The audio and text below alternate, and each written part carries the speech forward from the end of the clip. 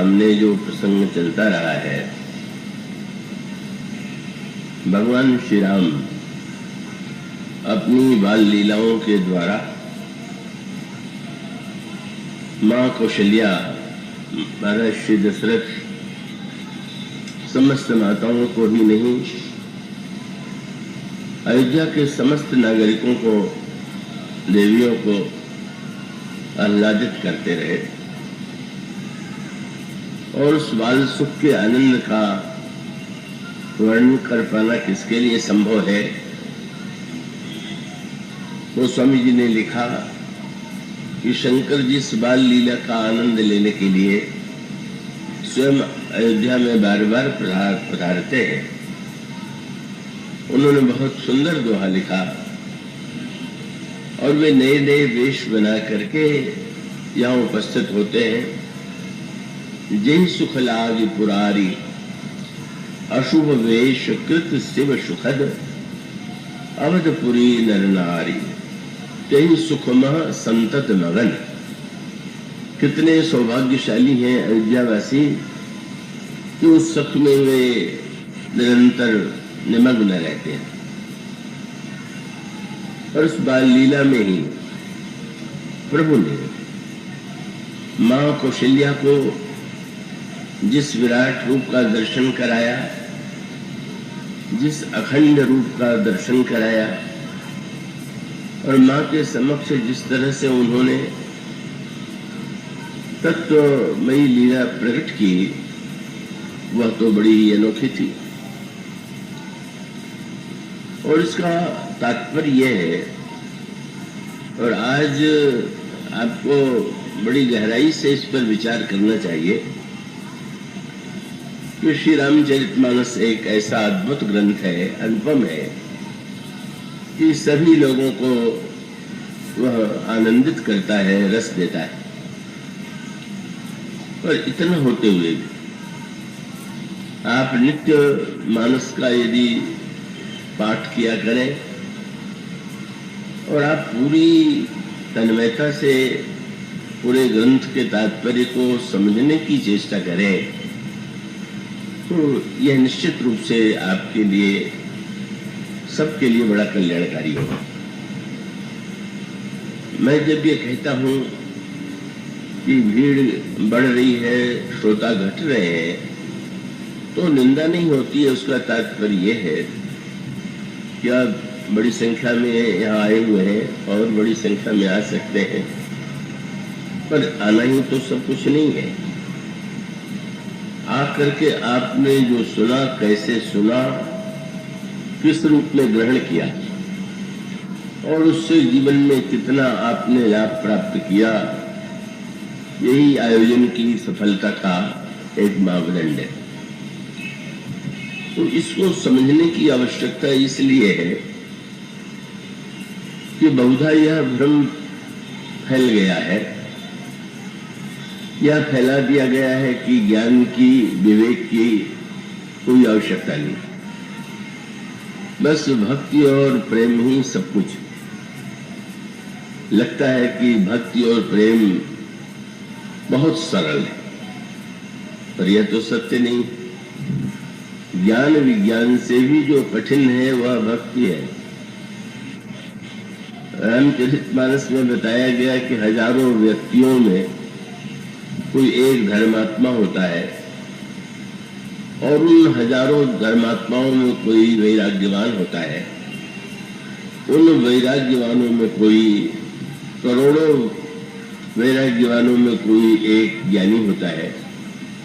उन ज्ञानियों में भी बहुत संख्या में कोई विज्ञानी होता है और उन विज्ञानियों में भी कोई एक जीवन मुक्त होता है। पर उसके बाद अनोखी बात कही गई, क्या बोले, इन सब की अपेक्षा भी सबते दुर्लभ सो खबर आया, राम भगति रति गत मद माया। उनकी अपेक्षा भी भक्त कठिन है। तो आप भक्ति को यदि बहुत सरल समझते हैं और उसके कारण आप और हम अपने को भक्त की उपाधि देते हैं, तो शायद ये हम लोगों की भ्रांति है। और फिर अपने को प्रमाण पत्र देना तो बहुत सरल है। कृपया, भक्ति अत्यंत सरल है और अत्यंत कठिन है। कहो भगति पथ कवन प्रयासा में उसकी सरलता की ओर संकेत किया गया। और विनय पत्रिका में गोस्वामी जी कहते हैं, रघुपति भगति करत कठिनाई। भगवान की भक्ति बहुत कठिन है। और इसका अभिप्राय है कि हमें अपने आप को भ्रम में नहीं डालना चाहिए, धोखे में नहीं डालना चाहिए। भक्त है और हमें क्या लेना है, क्या समझना है, ये शायद बहुत बड़ा अनर्थ है।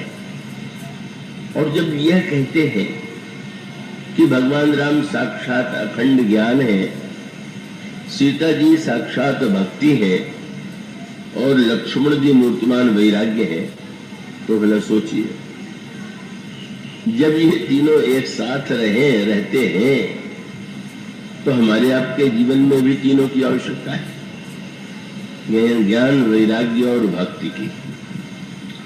और ग्रंथ का सही आनंद तो तब है कि जब आप तीनों को उसमें देखें, पा सकें, ग्रहण कर सकें। तो ये जो प्रसंग है बीच बीच में रामायण में, तो उसका एक उद्देश्य है। मैं बहुत सरल करके कहने की चेष्टा करूंगा, पर वो उतना सरल तो नहीं हो सकता जिसके लोग व्यस्त हो रहे हैं। उसका सूत्र ये है, एक बड़ा सुंदर वाक्य है, वो यहाँ पर भी है कि प्रभु ने बाल लीला के द्वारा माँ को आनंदित किया और उसी में एक दिन उन्होंने उनको विराट रूप का दर्शन करा दिया। पर विराट रूप का दर्शन कराने के बाद भी माँ तो घबरा गई, श्री राम की स्तुति करने लगी, आप तो जगत पिता है, आपको मैंने पुत्र मान लिया। इस प्रसंग में गीता का वह प्रसंग भी ध्यान में आता है कि अर्जुन के समक्ष भगवान ने अपना विराट रूप प्रकट किया, तो कौशल्या अम्मा ने जैसे कहा था कि जगत पिता में सुत करी जाना, उस समय अर्जुन भी चरणों में गिर पड़े और उन्होंने क्षमा याचना किया। क्या सखेति मत्वा प्रसभम यदुक्तम, हे कृष्ण, हे यादव, हे सखेति, आपको पहले एक पुत्र मान लिया, सखा मान लिया, और विनोद में न जाने किन किन शब्दों से मैंने आपको संबोधित किया। इस तरह से जो बार बार मेरे द्वारा आपके मर्यादा का एक अतिक्रमण हुआ है, आप उसे क्षमा कीजिए। पर यही प्रसंग समाप्त नहीं होता है। उसके बाद प्रभु कौशल्या अम्मा से कहते हैं कि बस इसके बाद आप किसी को यह बात नहीं सुनाइएगा और आप भी थोड़ा भूल ही जाइए। और उसके पश्चात भगवान राम अपनी बाल लीलाओं के द्वारा कौशल्या अम्मा को आनंदित करते हैं। क्या तात्पर्य है इसका?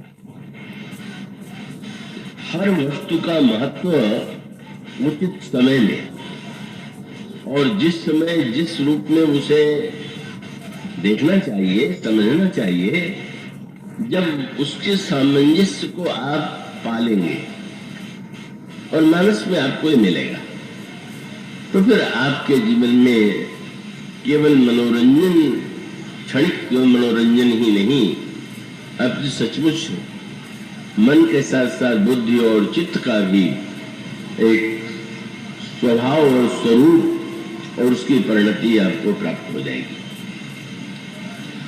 कि विराट रूप के बाद भी भगवान बालक बन गए। और श्रीमद् महाभारत में भी अर्जुन ने तो भगवान से स्वयं निवेदन कर दिया कि महाराज, मैंने आपके इस अनंत ऐश्वर्य को देखा, लेकिन उसे देखते रहने की सर्वदा सामर्थ्य मुझ में नहीं, इसलिए आप कृपा कीजिए इस हजार भुजा के स्थान पर तेरह रूपेण चतुर्भुजेन, चतुर्भुज शब्द का प्रयोग कर दिया। भगवान कृष्ण तो द्विभुज रूप में ही लीला करते हैं, पर ये न कह करके कि आप द्विभुज बन जाइए, बोले आप चतुर्भुज बन जाइए। डर लगा कि सीधे हजार भुजा से दो भुजा वाला बनाने में कुछ बहुत ही बड़ी मांग है, इसलिए अच्छा महाराज आप हजार भुजा के स्थान पर दो भुजाएं या चार भुजाएं, मानो वहां पर भी भगवान को अंत में तो वे अर्जुन के सारथी के रूप में, सखा के रूप में रथ पर विद्यमान रहते। और यही कौशल्याम्बा के चरित्र में है। कौशल्याम्बा ने देखा, जाना, पर देखने और जानने के बाद ये तीन शब्द हैं, इन तीनों के अर्थ को आप ग्रहण कर लेंगे। जानना, मानना और करना, इन तीनों की आवश्यकता है। जानना ज्ञान है, मानना भक्ति है, करना कर्म है। और इन तीनों को ही आप जीवन में उतारने की चेष्टा करें। और इसका अभिप्राय यह है कि कोई बात कितनी भी अच्छी क्यों न हो, उचित समय पर उसका उपयोग ठीक। एक डॉक्टर है,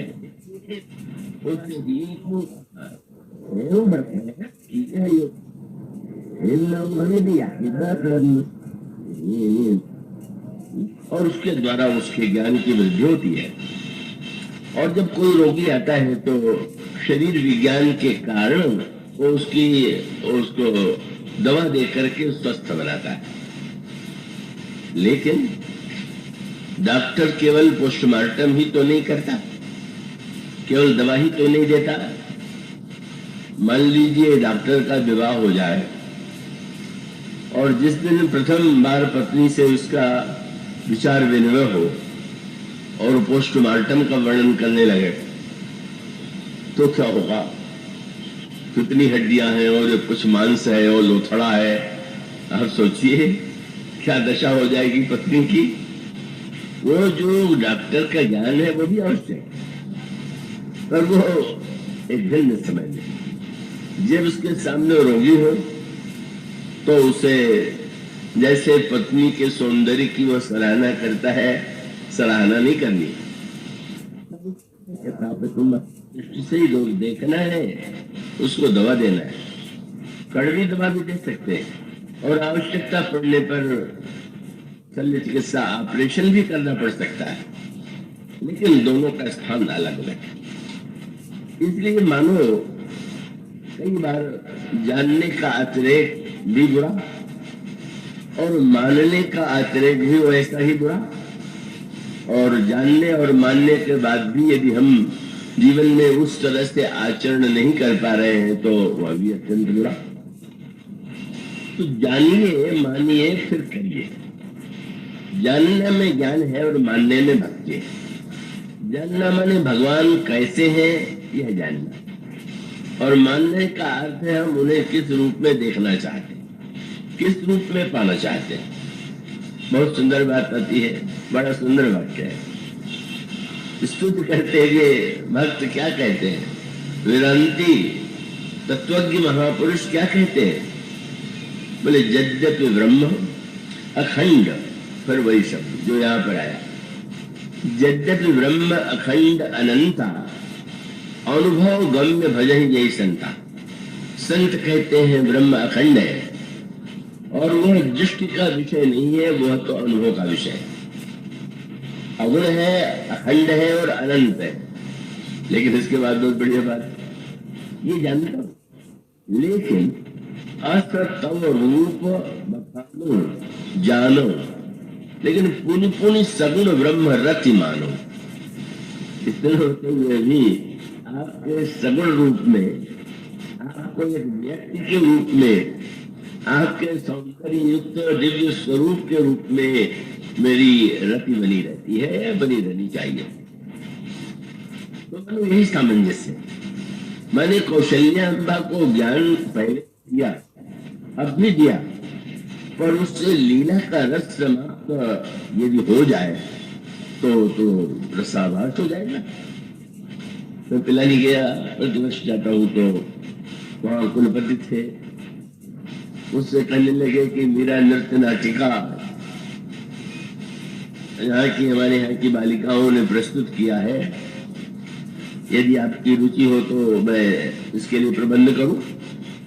मैंने प्रसन्नता से स्वीकृति दिया और वो मीरा नृत्य नाटिका का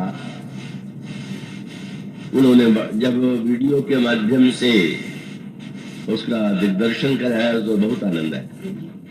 मैं रसमयी भक्ति मीरा की और वो भावना क्या वो उसका आनंद में ले रहा है, पर न जाने क्या कहा जाए। वो जो कुलपति महोदय थे, जब देखा कि मैं तो बहुत तन्मय होकर के मीरा के भाव में डूब रहा हूं, तो उन्होंने मुझसे तुरंत कहा, ये जो मीरा बनी हुई है ये मेरे चपरासी की लड़की है। और वो ये बताना चाहते थे कि मेरे चपरासी की लड़की ने भी कितनी उन्नति की है, वो नहीं उचित मानो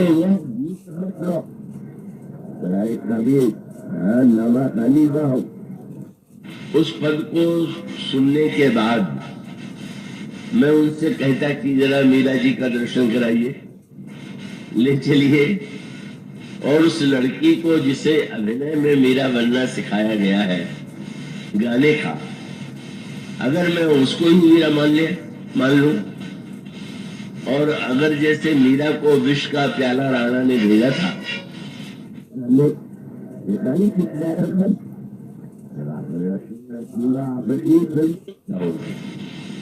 विष का प्याला क्या, वो तो छोटी सी वस्तु के द्वारा विष का कष्ट और अनिष्ट होगा। इसका अभिप्राय यह है कि वस्तुतः जान लेने के बाद भी ये देखेंगे आपका मस्तिष्क है और आपका हृदय, और दोनों की ही जीवन में आवश्यकता है। जब मस्तिष्क से आप विचार करें तो उसका भी पक्ष है, पर हृदय की भावना तो एक भिन्न प्रकार की होती है। बड़ा ही एक मधुर प्रसंग मानस में आता है, उसमें माया, भक्ति, ज्ञान सबका एक रहस्यमय स्वरूप गोस्वामी जी ने प्रस्तुत किया। वन के मार्ग में तीनों जा रहे और बट वृक्ष की छाया में तीनों विराजमान हो गए। आसपास के गांवों से पुरुष एकत्र हो गए और उन घरों की जो स्त्रियां थीं वो भी आ गई। तो पुरुष तो दूर से दर्शन करने लगे और स्त्रियां ग्रामीण जो थी पुरुष स्वभाव का थोड़ा भावुक उतना नहीं होता जितना देवियां होती हैं। तो मानो उस भावना और थोड़ा सा व्यवहार की विशेषता पुरुष में और भावना की वृत्ति नारी में इसलिए गांव की स्त्रियां आ गई और जो उनका संवाद हुआ बड़ा मीठा है, बड़ा रहस्यमय है, पर उतना ही रहस्यमय है। और उसमें सब कुछ समझा दिया गया, दिखा दिया गया और रस और आनंद का चारों ओर प्रवाह उमड़ पड़ा। जनक नंदिनी से गांव की स्त्रियों ने पूछा, वर्णन किया पहले तो श्री राम का, कैसा शरीर है, कैसा रूप है, रंग है, भुजाएं कैसी हैं, आंखें कैसी हैं। ये भी एक स्वाभाविक सी बात होती है। कोई पत्नी अपने पति के रूप को छोड़कर के किसी का वर्णन करने लगे तो मर्यादा के विरुद्ध माना जाएगा। लेकिन गांव की स्त्रियों ने आज एक नई रसमयी और बड़ी इतनी चतुर निकली, और चतुर ऐसी निकली कि चतुराई का सबसे बड़ा प्रमाण क्या था कि उन्होंने पहले ही ये कही कि आप तो जानती हैं हम तो गांव की रहने वाली हैं, और आप ये भी जानती हैं कि गांव के रहने वालों को कुंवार कहा जाता है। तो हम तो जब गंवारियां हैं तो आप ये तो आशा नहीं कर सकती हैं कि अयोध्या और मिथिला की जो नागरी महिलाएं थी, देवियां थी, मैं उस तरह से आपसे कुछ बात कर पाऊं। तो पीछे तो रहिए, गंवारी बन के वे इतनी चतुर सिद्ध हो गई। कहा जाता है कि बच्चा था और उसके सामने अगर 1 रुपया और 10 पैसे का सिक्का रख दिया जाए तो 10 पैसे का सिक्का उठा लेता था, रुपये को छोड़ देता था और खूब लोग आनंद लेते थे, हंसते थे उसकी बुद्धता पर। बाहर से भी कोई आता था तो कहते तो ये भी देख लो, ये भी एक लड़का ऐसा करता है। एक दिन बाहर से सज्जन आए थे, बड़े बुद्धिमान थे। बोले तुम कितने ना समझो, रुपया और 10 पैसे में तुम 10 पैसा उठा लेते हो, ये क्या करते हो? पर वो बालक वस्तु तो बड़ा चालाक था। उसने कहा जब तक मैं मूर्ख बना रहता हूं तभी तक के खेल मुझसे किया जाता है और न जाने कितना मैंने एकत्र कर लिया। जिस दिन मैं रुपया उठाने लगूंगा खेल ही बंद हो जाएगा। मानो कभी कभी चतुर बनने में हानि है। आवरण हटा करके आवरण हटाना बहुत कठिन। पर सीता जी क्या करती है? सीता जी ये कह दे उत्तर वास्तविक क्या था। वास्तविक उत्तर तो था कि संबंध तो 2 अलग अलग व्यक्तियों में होता है। आपसे कोई पूछ दे आपका आप अपने आप से क्या संबंध है, आप क्या उत्तर देंगे? तो सीता जी और श्री राम तो अभिन्न है। गिरा अर्थ जल बीच सम, कहिए तो भिन्न न भिन्न। तो सीता जी कह सकती थी कि मेरा उनका कोई नाता नहीं है, हम दोनों एक ही। लेकिन श्री किशोरी जी ने ऐसा नहीं किया, मुख पर पर्दा क्यों डाल दिया? बस अब तुम से अगर ये कह दे कि एक है तो तुम्हें तो कोई आनंद ही नहीं आएगा। वेदांती तो एकत्व का ही प्रतिपादन करेगा, बस एक उसको कुछ नहीं है। पर उसमें रस की सृष्टि करने के लिए उन्होंने कहा अब जब तुम मुझसे इनका नाता, ब्रह्म से जीव का क्या नाता, तो तत्वतः अगर विचार करके देखें तो वेदांत शास्त्र तो ही मानता है क्या? बोले जीव ब्रह्म ही बना पर, जीव ब्रह्म का ही स्वरूप है, उससे अभिन्न है। लेकिन वस्तुतः इस ज्ञान के होते हुए भी, अद्वैत के होते हुए भी सीता जी ने कहा अच्छा तुम लोगों के संतोष के लिए चलो एक बीच में आवरण मैं भी डाल लेती हूँ। बिना द्वैत के, बिना आवरण के नाते का मैं परिचय कैसे दूं? इसलिए चलो, अभी तक तो मेरे इनके बीच में कोई पर्दा नहीं, कोई घूंघट क्या होगा, लेकिन तुम्हें तो आनंद तब आएगा तुम ये चाहती हो कि मैं बताऊं कि ये कौन है, और तुम यह भी चाहती हो कि मैं बताऊं कि इनसे क्या नाता है। तो भक्त शास्त्र माने भगवान से कोई नाता जोड़ लिया। किसी ने भगवान को पुत्र मान लिया, किसी ने पिता मान लिया, किसी ने मित्र मान लिया, किसी ने भगवान को स्वामी मान लिया, और उस नाते का आनंद गोस्वामी जी जो वर्णन करते हैं, आपने वो पद पढ़ाओ और पढ़िए, उसमें गोस्वामी जी कहते ब्रह्म तू हो जीव, तू साहिब हो चेरो, नाते गिनाने लगे। इतने नाते हैं।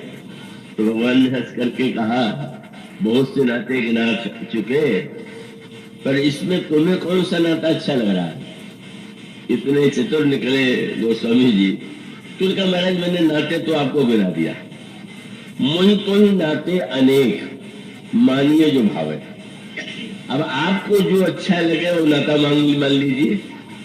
तो हंस पड़े भाई, पसंद तुम करके तुम नाता मानोगे कि मैं मानू? वो स्वामी जी का महाराज मैं इसलिए नहीं मानूंगा कि कोई नाता मानने पर व्यक्ति का कर्तव्य हो जाता है कि उस नाते का निर्वाह करे, और मुझे अपने पर भरोसा नहीं है कि कोई नाता मान के भी निर्वाह मैं कर पाऊं। इसलिए अच्छा होगा कि नाता आप ही मान ले, तो निर्वाह भी आपको करना पड़ेगा, मुझे नहीं करना पड़ेगा। इसलिए गोस्वामी जी कहते मोहि तो ही नाते अनेक, मानिए जो भावे जो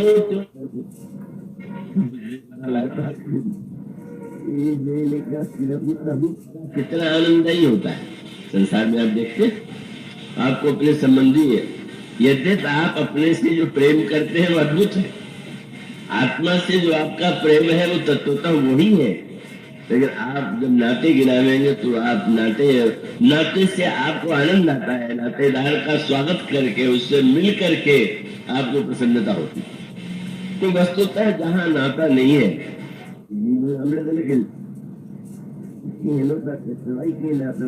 के विषय में मानो गाँव किसका कहती है, आप बताइए कि आपके कौन, तो आपने पर्दा डाला, पर डालने के बाद ये कहा कि पर्दा डालने का अर्थ ये नहीं है कि आवरण ऐसा डाल दो कि दिखाई दे दे, और यही तो सत्य है, ईश्वर संसार में न दिखाई दे, तो घूंघट का एक कोना तो खुला रखिए जहां से आप ईश्वर को देख सकिए। वह देखने की दृष्टि आपको किससे मिलेगी? आवरण रहे और वह दिखाई देता रहे। उसको सीखना हो तो जनक नंदिनी का आश्रय लीजिए, पुरी जी की कृपा से ही वह कला आती है। और आपने ऐसा अद्भुत कार्य किया कि जब आप धीरे से घूंघट कहे को खोल करके श्री राम को देखने लगी, तो वह केवल गोस्वामी जी ने कहा भौहों करी बाकी, अपनी भौहों को तिरछा कर दिया।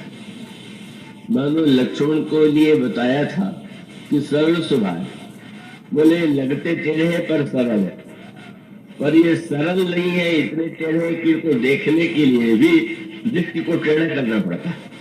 टेढ़ा करने का अर्थ केवल इतना है, नाराजी का टेढ़ापन मत मान लीजिएगा, स्नेह में जो एक टेढ़ापन है, अहिरिव गति प्रेम न स्वभाव कुचला मति का मानो वह दृष्टि की कला जो भक्तों के पास होती है, और जहां पर अद्वैत है वहां पर द्वैत बनाया गया, और बना करके उसका आनंद क्या था, मानो भक्तों की भाषा में भगवान राम श्री सीता जी की आंखों में निवास करते हैं। लोचन मग राम ही उन्हें आनी, और सीता जी ने नेत्र में उन्हें जब धारण की तो किवाड़ बंद कर दिया। आपके पास कोई धन हो तो आप बाहर से किवाड़ तो जरूर बंद करेंगे, कोई चुरा ले जाए तो मानो जो ईश्वर है वह तो भक्त देवी की ही संपत्ति है, और उसके नेत्र के किवाड़ जब तक न खुले तब तक वो मिलेगी कैसे? बिना भक्त के भगवान नहीं मिलते। इसलिए गांव की स्त्रियां जो चाहती थी वही हुआ, क्योंकि गांव की स्त्रियों ने कहा कि जरा बताइए कौन, तो उनका तात्पर्य है कि लक्ष्मण जी आप दोनों को कैसे देखते हैं यह तो हम लोगों ने देख लिया, और ये आपको कैसे देखते हैं भी देख, पर ये आपको कैसे देखते हैं, आप इनको कैसे देखती हैं, ये कैसे देखते हैं दिखाई देगा, पर आप इन्हें कैसे देखती हैं? और गोस्वामी जी ने कहा जब श्री किशोरी जी ने नेत्र के उस पलक कपाट को खोल दिया तो सई भई मुदित सब ग्राम बधूटी, क्या हुआ? रंकन राय रास जन लूटी, खजाना खुल गया, द्वार खुल गया, और दरिद्रों ने जैसे खजाना लूट लिया। मानो अगर भगवान को पाना चाहे तो श्री किशोरी जी से प्रार्थना करें कि जरा साहब घूंघट से ही सही, पर आप एक बार अपनी पलकों का किवाड़ खोलिए, कृपा दृष्टि से देखिए, जिससे यह जो भक्ति वेदांत और उसका अद्भुत रस है, जहां पर एक व्यक्ति वह है जो द्वैतवादी और एक व्यक्ति वह है जो अद्वैतवादी है, पर अनोखा रस ये है कि विचार में अद्वैतवादी, पर व्यवहार में रस लेने के लिए तो थोड़ा दूरी बना करके, थोड़ा नाता बना करके एक रस की अनुभूति होने लगी। वस्तुतः यही ऐसा एक पक्ष है कि जहाँ हृदय और मस्तिष्क दोनों का पूरा सामंजस्य, यही सूत्र मानो समझने योग्य है। भगवान को यदि आप भगवान नहीं जानते तो आप क्या जानते? तो शूर्पणखा को भी श्री राम बड़े सुंदर लगे थे। आपको अगर श्री राम बड़े सुंदर लग रहे हैं तो आप भक्त हैं क्या? आपको की इच्छा पूर्ण करने के लिए निर्गुण से सगुण बन गए हैं और माया का सहारा लेकर के मनु ने कहा महाराज पुत्र बनिए, सीता जी को लेके क्यों आए? बोले मैं क्या करूं, तुम अनंत को एक देश में देखना चाहते हो, निराकार को साकार देखना चाहते हो, अभी बिना माया शक्ति का आश्रय लिए तो मैं इसे दिखा नहीं सकता, इसलिए बिना मेरे इनके आए मेरी लीला का विस्तार नहीं हो सकता। बहुत ही अनोखे दृश्य, और उन दृश्यों का तात्पर्य यह है कि हम केवल आप भजन में झूमने लगे, पर झूमते समय अगर आपको भगवत रस का बोध हो रहा है तो आप भक्त हैं, और नहीं तो आप तो फिल्मी गाने पर भी झूमते, कहाँ नहीं झूमते आप, सब जगह झूम रहे हैं, और अच्छे गाने में आप तो यहाँ भी झूमने लगे, कोई अंतर है क्या?